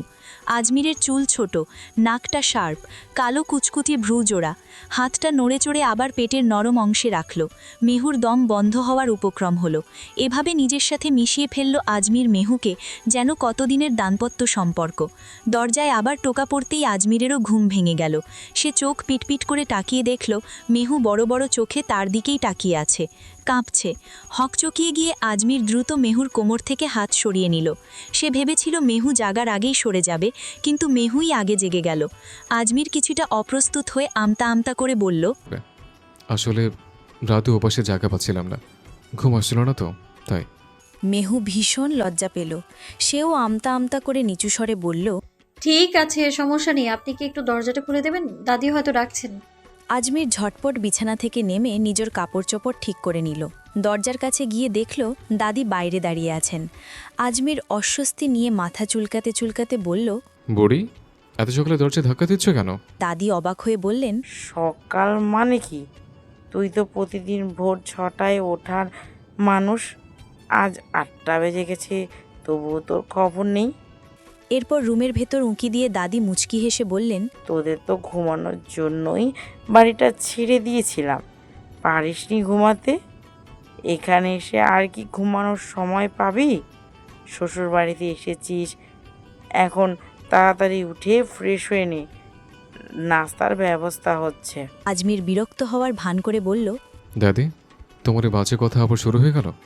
সকালে ঘুমটা ভাঙলো তোমার এসব কথা দিয়ে। আমি নিশ্চিত আজ সারাদিন আমাকে এসবে শুনতে হবে। দাদি হেসে জবাব দিলেন, হ্যাঁ, এখন আমি বললেই তো দোষ। যখন ক্যান্টনমেন্টে ফিরে যাবি আর এসব কথা মনে পড়বে, তখন একলা বসে আফসোস করবি, ভাববি দাদি তোর সুযোগ দিয়েছিল, কেন যে এই সুযোগটা কাজে লাগালাম না। আজমির ফ্রেশ হয়ে টিঙ্কুকেও হাত মুখ ধুইয়ে তৈরি করে নিল। মেহু নিজেও তৈরি হয়ে নিলে তারা তিনজন একসাথে ঘর থেকে বেরিয়ে এলো। খাবার টেবিলে গিয়ে দেখল মেহুর নানা নানি, মামা মামি এবং ছোট 2 মামাতো ভাই বোন 7 বছরের সুবহা আর সিয়াম 10 বছরের আগে থেকেই তাদের জন্য অপেক্ষা করছে। সিয়াম মেহুকে দেখেই উৎসাহিত হয়ে বলল, আপু, ঘুম থেকে উঠেছ? তাড়াতাড়ি এসো। টিঙ্কুর সুবহার সাথে দেখা হতেই দুজনের মধ্যে চমৎকার বন্ধুত্ব হয়ে গেল। সবাই মিলে হাসি ঠাট্টা আর ক্যান্টনমেন্টের গল্প করতে করতে নাস্তা শেষ করল। খাওয়ার এক পর্যায়ে নেহুর নানা জিজ্ঞেস করলেন, তা নয় জামাই, শুনলাম কয়দিন পরই তো আবার ক্যান্টনমেন্টে ফিরে যাবে, আবার কবে আসবে? আজমির বিনয়ের সাথে উত্তর দিল, হয়তো 6 মাস, বড় জোর 1 বছর পর। নানা আবারও জানতে চাইলেন, তাহলে কি মেহুকে সাথে করে নিয়ে যাচ্ছ না? আজমির বুঝিয়ে বলল, না না, সামনে ওর এইচএসসি পরীক্ষা, পরীক্ষা শেষ না হওয়া পর্যন্ত ওইখানেই থাকুক। তাছাড়া বাড়িতে দাদি আর মিনু আন্টি একদম একা, ওদের দেখাশোনার জন্য মেহুর এখানে থাকা দরকার। কথাটা শুনে নানি একটু আপত্তি জানিয়ে বললেন, তা হোক, নতুন বিয়ে হয়েছে, নতুন দম্পতি এভাবে আলাদা থাকা একদম ঠিক না। এতে নাকি ফেরেশতারাও অসন্তুষ্ট হয়। কথাবার্তা শেষ করে মেহু কফি নিয়ে রুমে ঢুকল। আজমিরকে কফির কাপ এগিয়ে দিয়ে মেহু কিছুটা ইতস্তত করছিল, যেন মনে মনে কিছু একটা জিজ্ঞেস করার প্রস্তুতি নিচ্ছে। কফিতে চুমুক দিতে দিতে আজমির খেয়াল করল মেহু কিছু বলতে চায়। আজমির হালকা হেসে বলল, কি বলবে বলে ফেলো, এভাবে মনের কথা চেপে রাখলে তো পেট খারাপ করবে। মেহু চট করে আজমিরের দিকে তাকিয়ে সরাসরি প্রশ্ন করল, আচ্ছা, নানি কেন বললো যে আমাদের বিয়ে হয়েছে আর আমরা একসাথে না থাকলে ফেরেশতারা অসন্তুষ্ট হবে? দাদি বা আম্মু রাগ করলে তো বোঝা যায়, কিন্তু ফেরেশতারা অসন্তুষ্ট কেন হবেন? আমি না ঠিক বুঝতে পারছি না। কফিতে চুমুক দিতে গিয়ে আজমিরের হাত থেমে গেল। কফিটুকু কোনো মতে গিলে সে ভাবল, এই মেয়েকে এখন কিভাবে বোঝাবে যে নানি কেন এমন কথা বলেছেন। আজমির প্রসঙ্গ এড়িয়ে যাওয়ার চেষ্টা করে বলল, আর ওসব কিছু না, তোমার জানতে হবে না। নানি এমনিই মজা করে বলছে। কিন্তু মেহু দম্বার পাত্রী নয়। সে গম্ভীর হয়ে বলল, না না, আমার নানি এমনি এমনি কিছু বলেন না, তিনি অনেক ধর্মকর্ম মানেন। নিশ্চয়ই এর পেছনে কোনো কারণ আছে। আমি এমন কিছু করতে চাই না যাতে ফেরেশতারা আমার উপর অসন্তুষ্ট হন। আজমির এবার মহাবিপদে পড়ল। মেহুর এমন সরল আর জেদি প্রশ্নের উত্তর কি করে দিবে মনে মনে কথা গোছাতে লাগল যে ঠিক কোন ভাষায় এই অবুঝ মেয়েটিকে আসল বিষয়টি বুঝিয়ে বলবে। শুনে আবার লজ্জাও তো পাবে এই পাগলিটা। মেহু ধীর পায়ে এসে আজমিরের একদম গা ঘেঁষে বসল। ওর চোখে মুখে রাজ্যের কৌতূহল, যেন আজমিরের ঠোঁট থেকে বেরোনো প্রতিটি শব্দ সে গোগ্রাসে গিলে নেবে। আজমির কিছুক্ষণ অপলক দৃষ্টিতে চেয়ে রইল মেহুর সরল মুখটার দিকে। সেই দৃষ্টিতে শাসন নেই, আছে এক গভীর মায়া। একটু সময় নিয়ে আজমির বলতে শুরু করল, দেখো মেহু, বিয়ের পর স্বামী স্ত্রী একসাথে থাকাটা খুব জরুরি। সৃষ্টিকর্তা প্রতিটি মানুষকে কিছু জৈবিক চাহিদা দিয়ে পাঠিয়েছেন। বড় হয়েছ, নিশ্চয়ই বোঝো যে মানুষের কিছু কামনা বাসনা থাকে, কিছু শারীরিক প্রয়োজন থাকে। বিয়ের পবিত্র বন্ধন আবদ্ধ হয়ে স্বামী সেই চাহিদা স্ত্রীর মাধ্যমে আর স্ত্রীর স্বামীর মাধ্যমে পূরণ করে। এটাই পৃথিবীর নিয়ম। আজমির মেহুর নরম তুলতুলে ছোট হাতটা নিজের শক্তপোক্ত হাতের মুঠোয় নিয়ে ধীর স্বরে আবার বলল, কিন্তু যখন স্বামী স্ত্রী আলাদা থাকে তখন সে অভাবটা পূরণ করার কেউ থাকে না। তখন মনে এক ধরনের শূন্যতা তৈরি হয়, শরীরে কষ্ট হয়। বিশেষ করে পুরুষের কষ্ট বেশি হয়। পুরুষের ধৈর্য ধারণ করার ক্ষমতা মেয়েদের তুলনায় কম। আর যখন একজন স্বামী কিংবা একজন স্ত্রী এই কারণে মনে কষ্ট পায়, তখন নাকি ফেরেশতারা ওপর থেকে অভিশাপ দেয়। নানি আসলে গভীর কথাটাই তোমাকে সহজভাবে বোঝাতে চেয়েছিলেন। কথাগুলো শুনে মেহু লজ্জায় যেন কুকড়ে গেল। ওর ফর্সা গাল দুটো মুহূর্তেই টকটকে লাল হয়ে উঠল। মনে মনে ভাবল, ছি, নানি সবার সামনে এমন একটা কথা বলতে পারলো। আমাদের একসাথে থাকতে বললেন শুধু এই চাহিদা মেটানোর জন্য। লজ্জা আতিশয্যে মেহু এদিক ওদিক তাকাতে লাগল। আজমিরের চোখের দিকে তাকানোর সাহসটুকুও যেন হারিয়ে ফেলেছে। মেহুর অস্বস্তি বুঝতে আজমিরের দেরি হল না। আজমির মেহুর চিবুকটা আলতো করে ধরে নিজের দিকে ফেরালো। পরম মমতায় বলল, মেহু, লুক এট মি। এখানে লজ্জা পাওয়ার মতো কিছু হয়নি। তুমি এখন আমার বিবাহিত স্ত্রী। আমি জানি তোমার বয়স এখন অনেক অল্প, তাই আমাদের মধ্যে এখনই হয়তো সেই গভীর শারীরিক সম্পর্ক হবে না যা চার দেওয়ালের ভেতর স্বামী স্ত্রীর মধ্যে হয়ে থাকে। কিন্তু তার মানে এই নয় যে আমাদের কোনো সম্পর্ক নেই। আজমির একটু মুচকি হেসে যোগ করল, মানসিকভাবে আমি সবসময় তোমার পাশে থাকবো, তোমাকে আগলে রাখবো, ভালোবাসবো। যেদিন তুমি নিজে চাইবে, যেদিন তোমার মন ছায় দেবে, সেদিনে আমাদের মধ্যে সবটা পূর্ণতা পাবে। আমার তরফ থেকে তোমার উপর কোনো জোর নেই, কোনো তাড়া নেই। তাই তোমার কোনো অপূর্ণতার জন্য ফেরেশতারা তোমাকে অভিশাপ দেবে না, এটা আমি কথা দিচ্ছি। আজমিরের এই স্বচ্ছ আর সুন্দর কথাগুলো মেহুর মনের সব জড়তা যেন এক নিমেষে ধুয়ে মুছে দিল। মেহু বুঝতে পারল, তার সামনে বসে থাকা মানুষটি কেবল তার স্বামী নয়, তার সবচাইতে বড় আশ্রয়ও বটে। আজমির মেহুর খুব কাছে সরে এলো। ওর একটি হাত ধীর লয়ে উঠে এলো মেহুর নরম গালের উপর। আঙুলের আলতো ছোঁয়ায় মেহুর গলার পাশ দিয়ে হাতটি বুলিয়ে আজমির ওকে নিজের একটু কাছে টেনে নিল। গভীর এক আবেশে মেহুর চোখের দিকে তাকিয়ে আজমির ফিসফিস করে বলল, মেহু, একটা জিনিস আমি ভীষণ মিস করব, সত্যি বলছি, খুব বেশি মিস করব। মেহু ওর ডাগর ডাগর চোখ মেলে নিষ্পাপ বিস্ময়ে তাকিয়ে রইল। ছোট মন ওর ঠিক বুঝে উঠতে পারল না আজমির আসলে কি পেতে চায় বা কিসের অভাব বোধ করবে। মেহুর এই অবুঝ চাউনি দেখে আজমির মৃদু হাসল। তারপর ধীরে ধীরে মুখটা ওর কানের কাছে নিয়ে এসে একদম তপ্ত ফিসফিসানি স্বরে বলল, এই কদিন রাতে যখন আমরা একসাথে ঘুমিয়েছি, তোমাকে সারাক্ষণ আমার বুকের মধ্যে চাপটে ধরে রেখেছে। কখনো তুমি ঠান্ডায় কেঁপেছ, তখন তোমাকে আরও শক্ত করে নিজের বুকের সাথে মিশিয়ে নিয়েছে। তোমার এই নরম তুলতুলে কোমর আর পেটে হাত রেখে ঘুমানোটা, বিশেষ করে মেহু, এই অভ্যাসটা আমি ভীষণ মিস করব। কথাগুলো শুনে মেহুর সারা শরীরে যেন এক পশলা বিদ্যুৎ খেলে গেল। লজ্জায় ওর চোখের পাতা বুজে আসতে চাইল। শরীরটা যেন অবশ হয়ে আজমিরের বাহুবন্ধনে লুটিয়ে পড়তে চাইছে। আজমিরের হাত তখনও মেহুর গলার ভাঁজে বিচরণ করছে। আজমির পরম মমতায় মেহুর কপালের ওপর এসে পড়া এলোমেলো চুলগুলো গুছিয়ে দিতে দিতে বলল, তুমি সময় নাও মেহু, আর একটু বড় হও, তোমার সাথে একটা লম্বা আর অসম্ভব সুখী সংসার করার বড় স্বাদ জেগেছে আমার মনে। আজমির মেহুর দিকে তাকিয়ে বলে চলল, ভীষণ ইচ্ছে করে তোমার সাথে একটা দুষ্টু মিষ্টি আর খুনছুটিতে বড় সংসার সাজাতে। যদিও আমার ছুটির দিনগুলো প্রায় শেষ হয়ে এলো, আর তোমারও সামনে পরীক্ষা। এই কয়েকটা মাস আমাদের আলাদা থাকতে হবে। তুমি এখানে মন দিয়ে পরীক্ষা দাও, ধীরে ধীরে বড় হও। এই সময়টুকুতে আমাদের সম্পর্কটাকে আরও গভীরভাবে বুঝতে শেখো। মন থেকে আমায় মেনে নাও। আজমিরের খুব ইচ্ছে হলো মেহুর কপালে আলতো করে নিজের ঠোঁট ছুঁইয়ে দিতে। আজমির নিজেকে সংযত করে পূর্ণতা ভরা স্বরে বলল, ঠিক যখন তুমি তৈরি হবে সেদিন থেকে শুরু হবে আমাদের সেই স্বপ্নের দুষ্ট মিষ্টি সংসার। বলেই মেহুর কপালে কপাল ঠেকালো আজমির। মেহুর বুকের ভেতরটা তখন ধরফর করছে। দ্রুত শ্বাস প্রশ্বাসের শব্দটা আজমির স্পষ্ট শুনতে পাচ্ছে। লজ্জার আভা আর এক অদ্ভুত উত্তেজনায় মেয়েটা যেন থরথর করে কাঁপছে। আজমির ওর প্রতিটি নিঃশ্বাসের উষ্ণতা নিজের শরীরে অনুভব করছিল, কিন্তু পরিস্থিতির গুরুত্ব বুঝে আজমির নিজেকে সামলে নিল। মেহুকে আলতো করে ছেড়ে দিয়ে চট করে দাঁড়িয়ে পড়ল। একটু স্বাভাবিক হবার চেষ্টা করে বলল, চলো বাইরে এসো, সবাই বোধহয় আমাদের জন্য অপেক্ষা করছে। ড্রয়িং রুমে তখন বেশ একটা উৎসবমুখর পরিবেশ। মেহুর মামা এর মধ্যেই বাগান থেকে টাটকা ডাব বেড়ে নিয়ে এসেছেন। নতুন জামাইয়ের জন্য নিজ হাতে ডাব কেটে খাওয়াবেন, এই তার জেদ। আজমির কাচুমাচু হয়ে হেসে বলল, আরে মামা, আপনি কেন কষ্ট করতে যাচ্ছেন? দিন আমাকে, আমিই কেটে নিচ্ছি, কোনো সমস্যা নেই। মামা নাছোড়বান্ধা গম্ভীর মুখে হেসে বললেন, আরে না না, তা কী করে হয়? তুমি হলে বাড়ির জামাই, আমার ভাগ্নির স্বামী। তোমাকে আদর আপ্যায়ন করাটা তো আমার কর্তব্যের মধ্যে পড়ে। আসলে সম্পত্তি বা জায়গা জমি নিয়ে বোনের সাথে তার কিছুটা মনকষাকষি থাকলেও দিন শেষে মেহু তো তার নিজেরই রক্ত। ভাগ্নির প্রতি মায়া আর জামাইয়ের প্রতি শ্রদ্ধা দেখাতে তিনি কোনো কার্পণ্য করতে চাইলেন না। দুপুরের পড়ন্ত রোদে বাড়ির দাওয়ায় বসে সবাই মিলে ডাব খাওয়া শুরু হলো।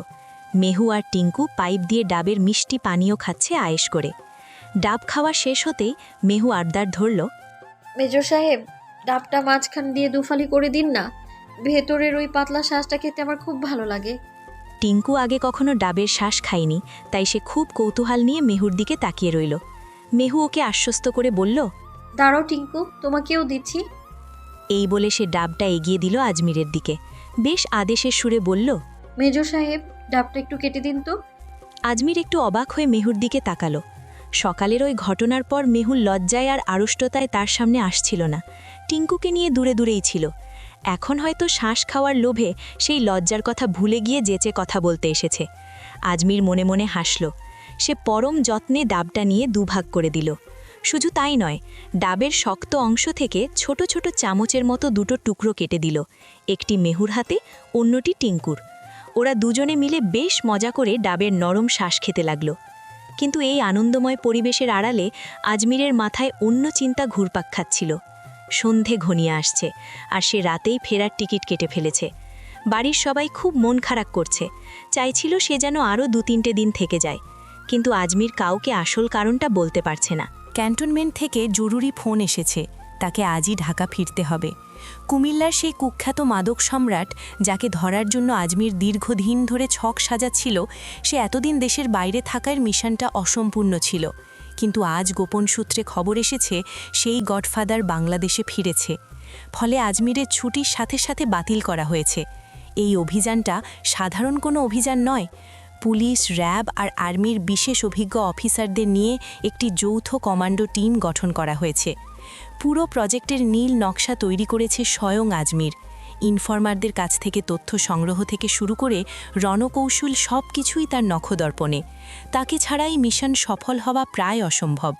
দেশের টানে আর পেশার প্রতি দায়বদ্ধতা থেকে আজমিরের আর এক মুহূর্তও ছুটি কাটানোর অবকাশ নেই।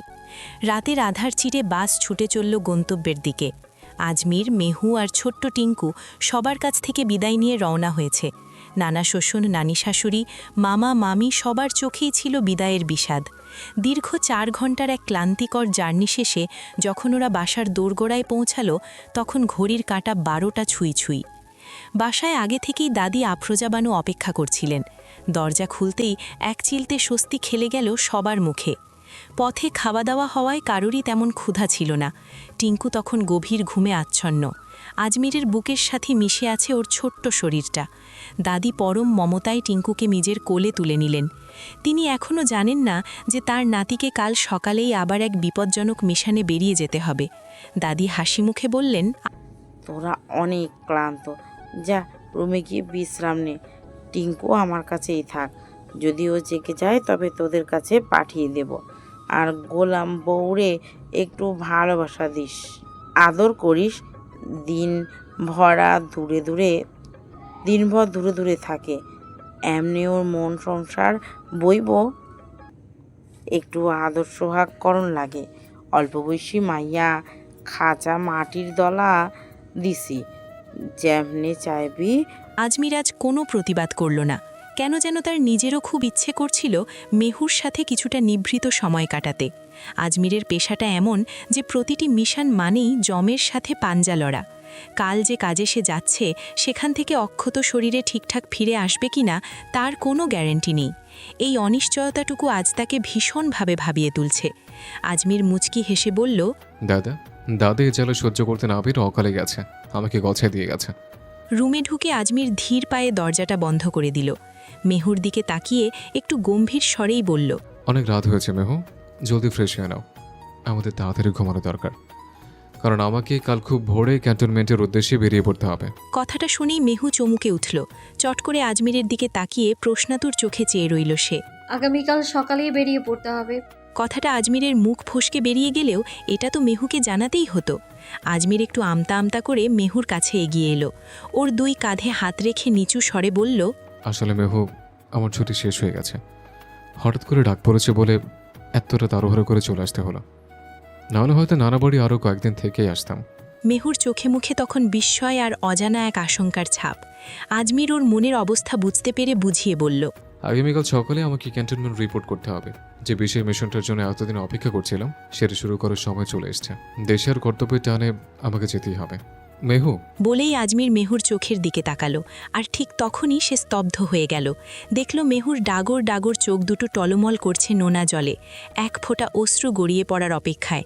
আজমির অবাক হয়ে ভাবল, যে মেয়েটা মাত্র কদিন আগেও অনাকাঙ্ক্ষিত ঘটনার জেরে আজমিরের জীবনে এলো, সেই ছোট্ট মেহুর মনে আজ আজমিরকে ঘিরে এতটা মায়া জমেছে। আজমিরের যাওয়ার কথা শুনে মেহুর চোখ ছলছল করে উঠল।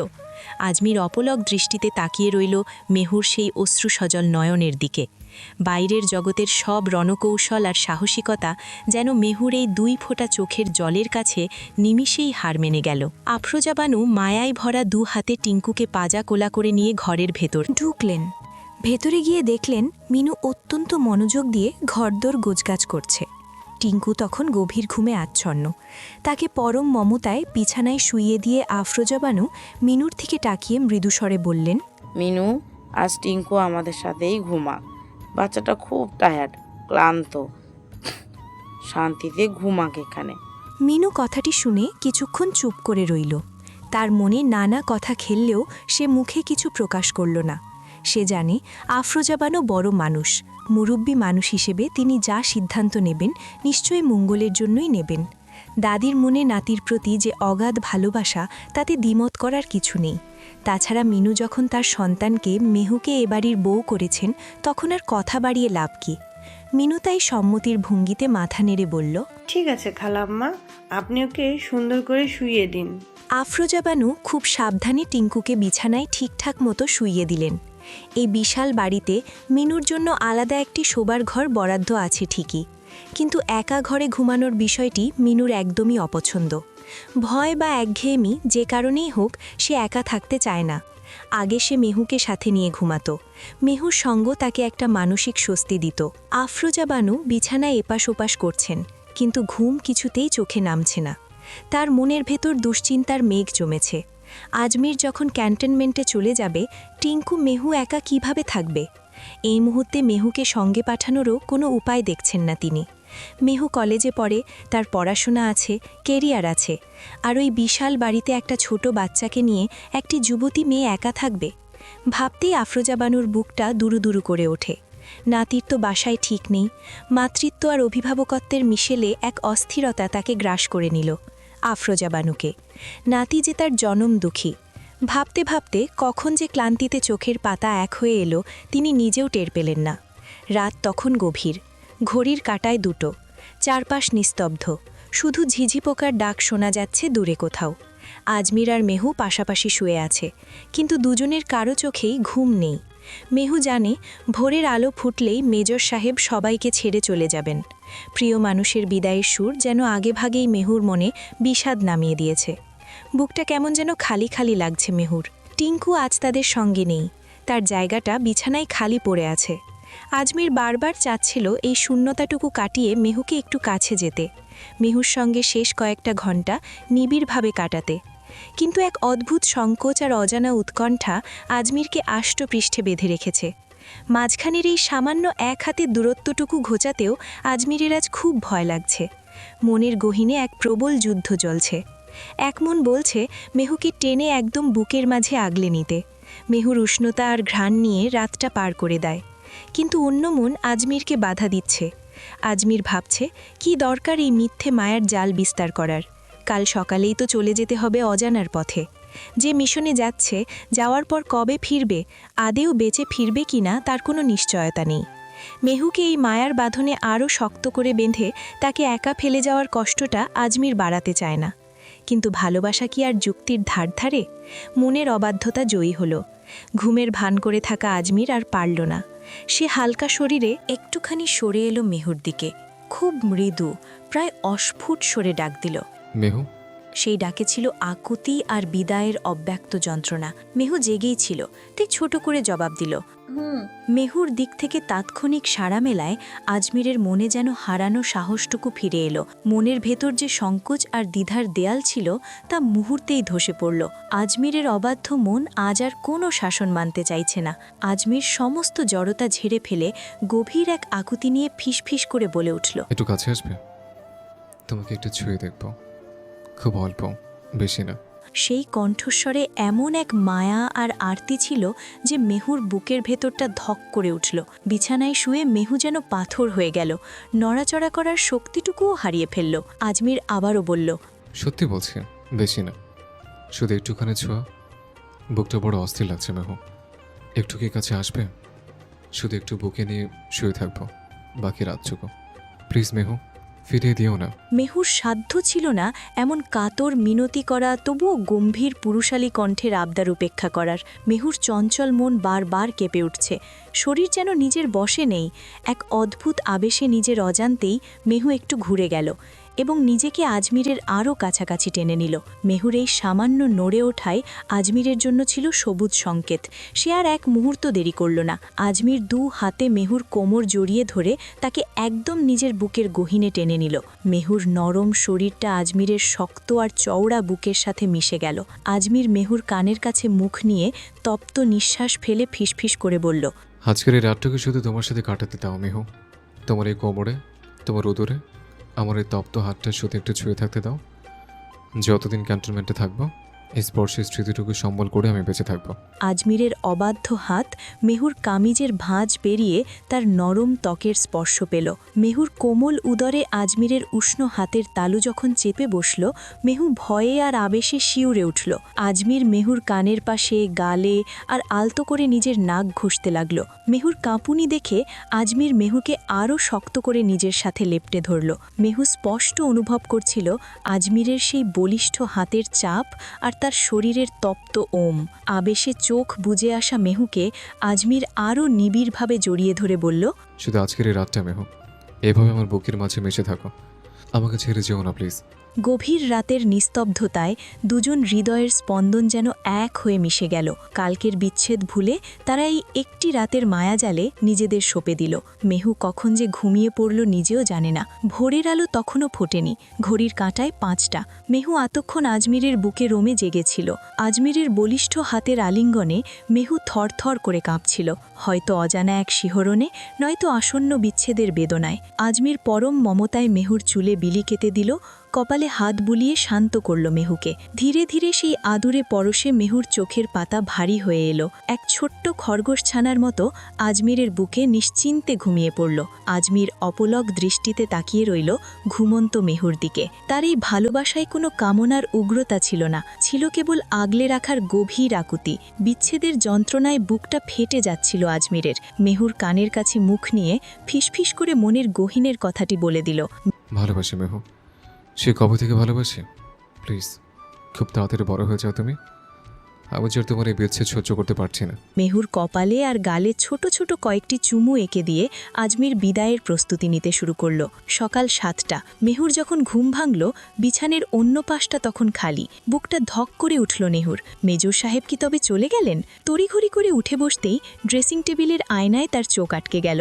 সেখানে পূর্ণ সামরিক পোশাকে দাঁড়িয়ে আছেন মেজর আজমির শরীফ। সেই চেনা মেজাজ, সেই ব্যক্তিত্ব। অন্য সময় এই পোশাকে তাকে দেখলে মেহুর গর্বে বুক ভরে যেত, কিন্তু আজ সেই পোশাকই বিষাদ হয়ে নামল মেহুর মনে। বিছানা থেকে নেমে এক দৌড়ে গিয়ে আজমিরকে পেছন থেকে আষ্টপিষ্টে জড়িয়ে ধরল মেহু। আজমিরও নিজেকে সামলাতে পারল না, ঘুরে দাঁড়িয়ে মেহুকে দুহাতে জড়িয়ে ধরল। মেহুর কাঁধে আলতো করে একটা কাঁধ ঠেকিয়ে বিষণ্ণ স্বরে বলল, বিদায় দাও মেহু, তোমার জন্য অপেক্ষা করছিলাম। দাদিও সবার থেকে বিদায় নেওয়া শেষ, শুধু তোমার কাছ থেকে যাওয়াটাই বাকি ছিল। মেহু আজমিরের বুক থেকে মুখ না সরিয়েই কাঁপা গলায় বলল, আমি আপনাকে যেতে দেব না মেজর সাহেব। আমার ভীষণ একা লাগবে। আমি কিভাবে থাকবো এই বড় বাড়িতে একা একা? মেহুর চোখের জল আজমিরের শার্টের কলার ভিজিয়ে দিচ্ছিল।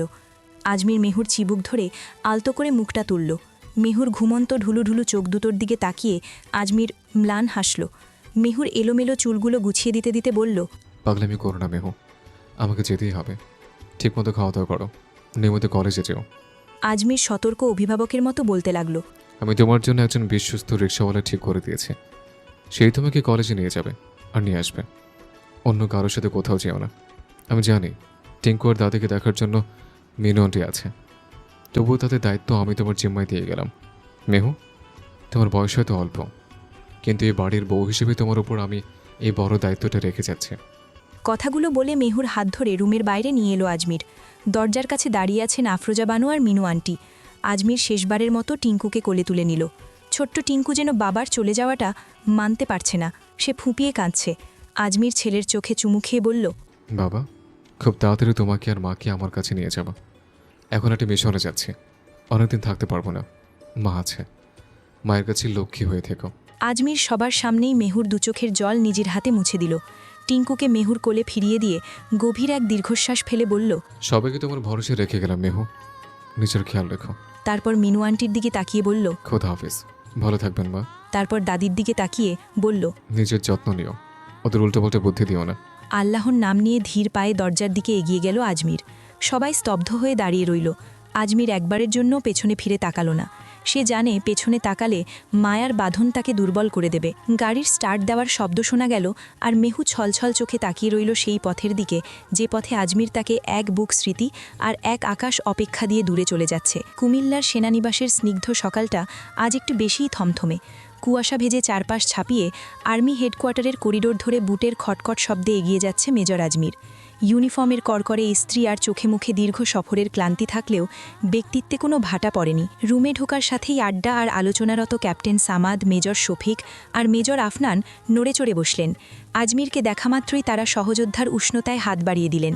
হ্যান্ডশেক আর পিঠ চাপড়ানোর মাঝেই আড্ডা জমে উঠল। কি অবস্থা আজমির, কেমন আছিস? শফিকের কণ্ঠস্বর ছিল বেশ চনমনে। সামাদ একটু টিপ্পনি কেটে বলেই ফেলল, এই যে ফিরে এলেন স্যার, এবারও কি বিয়েটা করলেন না, নাকি এবারও আমাদের বঞ্চিত করবেন? আজমির মুচকি হেসে হাতটা নেড়ে দিয়ে থামিয়ে দিল তাদের। সোফায় হেলান দিয়ে গম্ভীর গলায় বলল, বিয়ে সাথে থাক, ওসব কথা পরে হবে। মিশনের অবস্থা কি সেটা বলো। পৌঁছাতে একটু দেরি হয়ে গেল, একটা জরুরি কাজে আটকে ছিলাম। পরিবেশটা মুহূর্তেই পাল্টে গেল। আড্ডার আমেজ ঝেড়ে ফেলে চারজনই এবার সিরিয়াস। মেজর শফিক টেবিলের ওপর অপারেশন ম্যাপ আর কয়েকটা ফাইল মেলে ধরলেন। ঠিক আছে স্যার, কাজের কথায় আসি। আজমির, আমরা সব ইনফরমেশন গুছিয়ে রেখেছি। শফিক পয়েন্টার দিয়ে ম্যাপের একটা জায়গায় নির্দেশ করে বললেন, আমাদের ইরফান কনফার্ম করেছে যে কুয়েত রহিম সর্দার বাংলাদেশে লঞ্চ করেছে। দীর্ঘদিন বিদেশে পালিয়ে থাকার পর ও এখন দেশে এয়ারপোর্ট থেকেই আমাদের লোকের পিছু নিয়েছে। মেজর আফনান যোগ করলেন, আমাদের কাছে ওর কয়েকটা হাইড আউট বা সম্ভাব্য আস্তানার খবর আছে। শুধু ও একা নয়, ওর সাঙ্গপাঙ্গরা কোথাও জড়ো হতে পারে, সেই লিস্টও তৈরি। পুলিশ যাবে আর আর্মি, 3 বাহিনীর চৌকস অফিসারদের নিয়ে একটা পুরো ব্যাটালিয়ন রেডি করা হয়েছে এই সিক্রেট মিশনের জন্য। আফনান কিছুটা নিচু স্বরে সতর্ক করে দিলেন, শফিক, মিশনটা কিন্তু টপ সিক্রেট। যে কজন অফিসারকে সিলেক্ট করা হয়েছে তাদের বাইরে যেন একটা তথ্য লিক না হয়। অপারেশনের সাকসেস না হওয়া পর্যন্ত আমাদের সর্বোচ্চ গোপনীয়তা বজায় রাখতে হবে। মেজর শফিক মাথা নেড়ে সাই দিলেন, অবশ্য আমাদের প্ল্যান হচ্ছে আজ সারাটা দিন অবজারভেশনে রাখা। আগামীকাল সন্ধ্যার পর রহিম সর্দার আস্তানায় পৌঁছাবে বলে খবর আছে। ঠিক তখনই আমরা স্ট্রাইক করব, তবে সেটা হতে হবে একযোগে। ক্যাপ্টেন সামাদ কৌতূহলী হয়ে জানতে চাইলেন, আমরা টোটাল কয়টা টিমে ভাগ হচ্ছি? আজমির সোজা হয়ে বসে ম্যাপের 3টি পয়েন্টের দিকে ইঙ্গিত করে বললেন, আমার 3টে আলাদা টিমে অপারেশন চালাবো। 3 টিমের দায়িত্বে থাকবো আমরা 3 জন। প্রতিটা টিমে পুলিশ আর র্যাবের বাছাই করা অফিসাররা থাকবে। 3টি টিম করার কারণ একটাই, রহিম সর্দার আর তার প্রধান সহযোগীদের আমরা কোনোভাবেই পালানোর সুযোগ দেব না। আমরা একযোগে 3 আস্তানে রেড দেব, যাতে ওরা কাউন্টার অ্যাটাক করার বা সটকে পড়ার সময় না পায়। পুরো রুম জুড়ে তখন আসন্ন যুদ্ধের এক নিস্তব্ধ উত্তেজনা। সবার চোখ এখন ম্যাপের সেই লাল বৃত্তগুলোর দিকে, যেখানে আগামীকাল নির্ধারিত হতে যাচ্ছে এক ভয়ঙ্কর অপরাধী সাম্রাজ্যের পতন। পুরো বাড়িটা যেন হঠাৎ করেই নিথর হয়ে গেছে। যে ঘরে কিছুক্ষণ আগেও আজমিরের হাসির শব্দ আর বুটের আওয়াজ পাওয়া যাচ্ছিল, সেখানে কেবল এক অসহ্য নীরবতা। রান্নাঘরের এক কোণে বসে সবজি কাটছিলেন আফরোজা বানু, কিন্তু তার চোখ দিয়ে অঝরে জল গড়িয়ে পড়ছে। আগুনের আঁচের চেয়েও বুকের ভেতরের হাহাকার যেন তাকে বেশি পোড়াচ্ছে। মিনু পাশে দাঁড়িয়ে সান্ত্বনা দেবার চেষ্টা করছে। খালাম্মা, অকারণে কাঁদবেন না। আজমির তো এই প্রথম ডিউটিতে গেল না। ও তো সবসময়ই এমন সময় আসে আর যায়। আর্মির মেজর, দেশের জন্য চাকরি। ওকে তো দেশের ডাকে আগে শুনতে হবে। আফরোজা বানু আঁচলে চোখ মুছে ধরা গলায় বললেন, ওরে মেনু, এবার আমি নিজের জন্য কাঁদছি না রে। ছেলেটা মাত্র বিয়ে করে ঘরে নতুন বউ আনলো, ঠিকঠাক মতো সংসারটাও স্বাদও পেল না মেহু। আর টিঙ্কু, ওই অবুঝ বাচ্চাটা এই প্রথম ওর বাবাকে রেখে একা থাকবে। ও কি করে থাকবে? আমার তো ভেবেই বুকটা ফেটে যাচ্ছে। তিনি দীর্ঘশ্বাস ফেলে আবার বললেন, আর্মিদের চাকরির তো কোনো নিশ্চয়তা নেই। ছুটির কি কোনো গ্যারেন্টি আছে? একবার মিশনে গেলে 6 মাসও হতে পারে, আবার 1 বছরও লেগে যেতে পারে। এই দীর্ঘ সময় মিহু একা কি করে সামলাবে নিজেকে? ঠিক সেই মুহূর্তে রান্নাঘরে ঢুকতে যাচ্ছিল মেহু, কিন্তু দরজার আড়ালে দাঁড়িয়ে দুজনের কথাগুলো শুনে ওর পা যেন মাটিতে গেঁথে গেল। 6 মাস, 1 বছর, কথাটা তীরের মতো ওর বুকে বেঁধল। যদিও আজমির সাহেব যাওয়ার সময় বলে গিয়েছিল সাবধানে থাকতে, লম্বা সময় পর আসবে, কিন্তু এত দীর্ঘ সময়ের বিচ্ছেদ হবে সেটা মেহু কল্পনাও করেনি। মেহুর বুকের ভেতরটা যেন খাঁ খাঁ করে উঠল। সারাটা বাড়িকে এখন একটা বিশাল মরুভূমি মনে হচ্ছে। আজমির সাহেবকে ছাড়া একটা দিন পার করা যেখানে কঠিন হচ্ছে, সেখানে মাসের পর মাস। ওর অন্তরাত্মা কেঁপে উঠল এক অজানা আশঙ্কায়। মেহু ভাবেনি এতটা খারাপ লাগবে। মেহু দেয়ালে হাত দিয়ে নিজেকে সামলানোর চেষ্টা করল। জানলার বাইরে তাকিয়ে দেখল আকাশটা কেমন মেঘলা হয়ে আসছে। আজমির সাহেবের গায়ের ঘ্রাণ যেন এখনও ঘরের বাতাসে মিশে আছে, অথচ মানুষটা কত দূরে চলে গেছে। টিঙ্কুর নিষ্পাপ মুখটা চোখের সামনে ভেসে উঠল মেহুর। বাচ্চাটা যখন বাবার কথা জিজ্ঞেস করবে, তখনও কি জবাব দেবে? রান্নাঘরের ভেতর থেকে আফরোজা বানুর কান্নার গোঙানি আর বাইরের বাতাসের শোঁ শব্দ মিলেমিশে মেহুর চারপাশটা এক অসহ্য হাহাকারে ভরে তুলল। হেডকোয়ার্টারের জরুরি মিটিং শেষ করে যখন আজমির তার নিজস্ব আর্মি কোয়ার্টারের বাসায় ফিরল, তখন চারপাশ নিঝুম। চাবি দিয়ে দরজা খুলতেই এক অদ্ভুত শূন্যতা তাকে গ্রাস করল। এই বাড়িটা আজমিরের দীর্ঘদিনের সঙ্গী, যেখানে তার ছোট্ট ছেলে টিঙ্কুকে নিয়ে সে বছরের পর বছর কাটিয়েছে, কিন্তু আজ যেন দেয়ালগুলোও তাকে বিদ্রূপ করছে এক অসহ্য নীরবতায়। বাড়িটার প্রতিটি কোণ জুড়ে টিঙ্কুর স্মৃতি। এই তো সেদিনও টিঙ্কু তার ছোট ছোট হাতে কত বড় বড় কাজ সামলাত, অথচ সেই ডানপিটে ছেলেটাই আজ মেহুকে মায়ের আসনে বসিয়ে দিয়ে নিজে অবুঝ শিশু সেজে বসে থাকে। আজমিরের মনে পড়ে গেল এই বাড়িতে টিঙ্কু শুধু ছেলেই ছিল না, যেন আজমিরের বাবার মতো সংসার আগলে রাখত। আজমিরের জুতো পালিশ করা থেকে শুরু করে ইউনিফর্ম গুছিয়ে রাখা সবই ছিল ওই ক্ষুদে যোদ্ধার দায়িত্ব। আজমির ধীর পায়ে টিঙ্কুর ঘরের দিকে এগিয়ে গেল। ঘরের প্রতিটি আসবাবে টিঙ্কুর যত্নের ছোঁয়া লেগে আছে।